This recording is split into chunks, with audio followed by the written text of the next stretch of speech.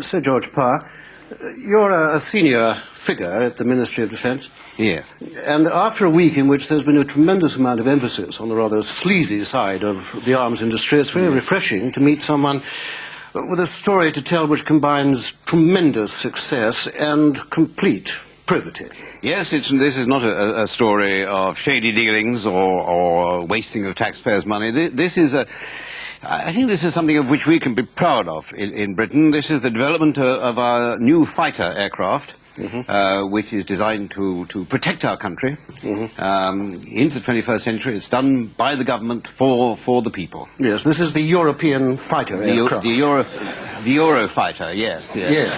Yes, that's wonderful. It is, isn't it? And also, it's a great example of something which is often derided, which is the European allies have got together to build this. That's right. This aircraft. Yes, sorry. And that's a tremendous achievement in itself. Yes. Isn't it? It is a tremendous achievement. Yes. And I think, that we're at the cutting edge. The Germans, the British, and ourselves have got together.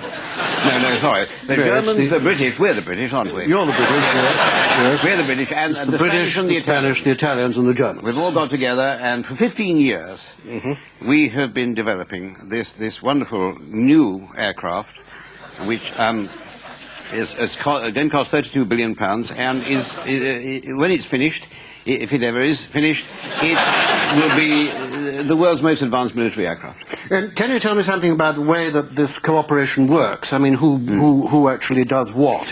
Each country makes a different part of it. The Germans build the body and the tail, and the British build the trunk, and the Italians build the legs and the tusks, and the Spanish paint it white.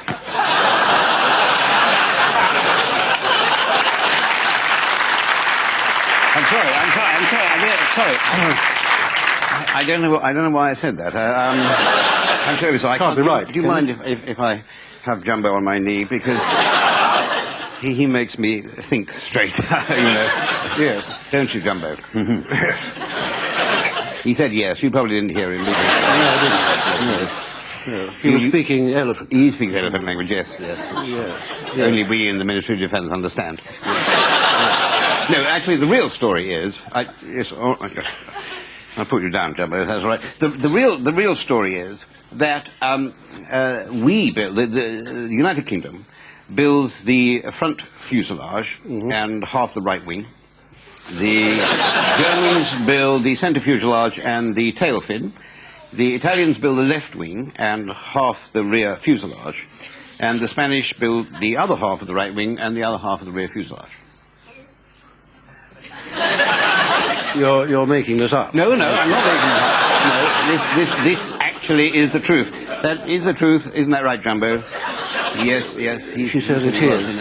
Yes. Can you tell me perhaps what this aircraft was designed to do? Well, I'm glad you asked that, because it's designed for a very specific task. I mean, it's not just sort of, pie in the sky. It's designed to combat a very real threat from the Soviet Union, from two fighters the Soviet Union have, the MiG-29, the Sukhoi 27, which would be launched from East Germany.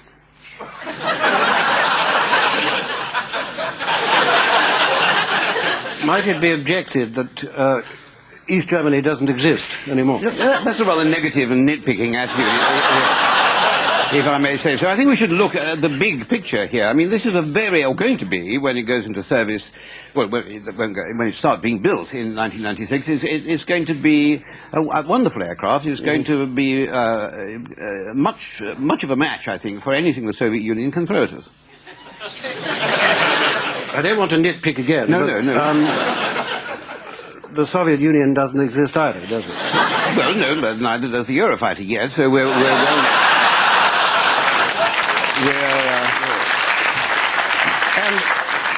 we are well matched. Yes, might it be objected that in recent wars that we fought in, like the Gulf and Bosnia, what we needed was ground attack aircraft. Yes. I mean, after all, at the beginning of the Gulf War, Saddam Hussein withdrew his fighters, didn't he? He did. He did, that's true, but I mean, if people don't fight wars properly, that's not our fault.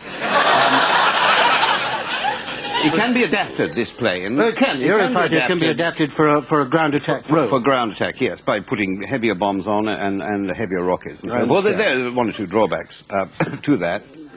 Such as? It won't fly. You mean that it will become completely unstable and crash? Oh, no, it won't crash, because it won't take off. But we could... You could use it on the ground. We could drive it on the ground. We could drive it about. Rather like a fire at things. But it wouldn't be used to its best capability in that role, I don't think. No. Because like some British... Not all, but some British aircraft is at its best when it's flying about in the air. Yes. And might it further be objected that now there isn't a threat from the Soviets, that this aircraft is already rather out of date? Well, no, it can't be out of date. It hasn't been built yet. I mean, it will only be out of date once it's built. Yes. Don't forget that this program was started in 1979, when there was a very, very real threat from the Soviet Union, from the MiG-29s and so forth, and so it was very urgent that we find an answer to that. And yes. we did. It was definitely. Yes. We did find it. I mean, you can't just snap your fingers and get a very sophisticated of course weapon here. It takes time, and particularly when there are 4 countries coming together. I mean, there are unforeseen problems. Yes, technological. Yes. Like, I mean, it turned out we don't all speak the same language, for example. That's very true. Yes, and I think like when we put the 2 halves of the right wing together, we found that we'd use inches and the Spanish should use centimetres, and so our half is twice as big as their half. Yes, of course it would be. There are other tensions within the Allies too. I believe the Germans are thinking, even at this moment, of pulling out altogether. Yes, they're thinking of doing that, but we could still go ahead. I mean, we could try and bolt the rear fuselage straight onto the front fuselage without having the middle bit or the tail fin. I mean, it would be cheaper if we did that. It would be much cheaper, yes. And shorter. Yes, we wouldn't need... Yes. We need smaller hangars. Well, that's very true. Yes, that's very true. Yes. But even if by some miracle this aircraft actually did get off the ground, the point remains that it doesn't have an enemy to fight. No, well, does it? No, but this costs £45 million, you know, this plane. So, I mean, we don't want people shooting at it.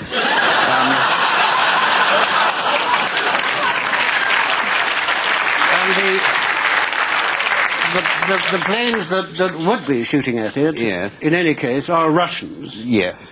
And the Russian Air Force is now our ally, isn't it? That's perfectly true, yes. But we have discovered, intelligence soldiers, unfortunately, I'm sorry to say this, but the Russians have, in a rather sneaky and underhand manner, been selling this plane to, well, anybody who would buy it, really. So they could fall into the hands of crackpot dictators, terrorist states, and we'd have a threat from them, which the Eurofighter can counter. Have they actually sold it to anyone at the moment? Oh, yes. Oh, they have? I mean, just to name one, because there is only one, Malaysia.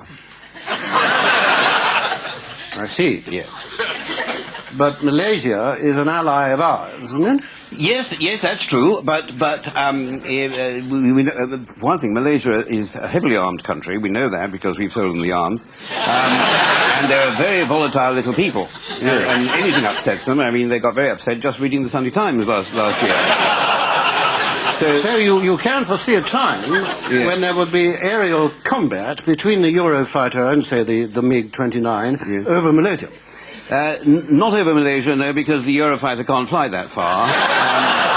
It doesn't have that big a range, but we would have to persuade the Malaysians to come over to Europe and engage us over Europe. But they probably would. I mean, as you say, they are allies. Yes, they are allies. So they probably would do that. And of course, there'd be advantages to them. They wouldn't get bits of aircraft falling onto their own population. So, if in either case there isn't a miraculous restoration of the Soviet Empire, or if Malaysia decides, after all, not to invade Europe, then can you see a role for this aircraft? What are we going to do with it? Well, we'd sell it. We could sell it. Well, I thought you said that selling things like this was sneaky and underhand and uncivilized. That's if the Russians sell it. If we sell it, it's exports. Of course it is. Of course it is. And who would we sell it to? I don't mind anybody. Sort of anybody who'd like it, really. Any kind of mad African dictator. I mean, they wouldn't have to be African. They would have to be mad, though, to buy. Sir George Parr, thank you very much indeed. It's a pleasure. Thank you. Thank you.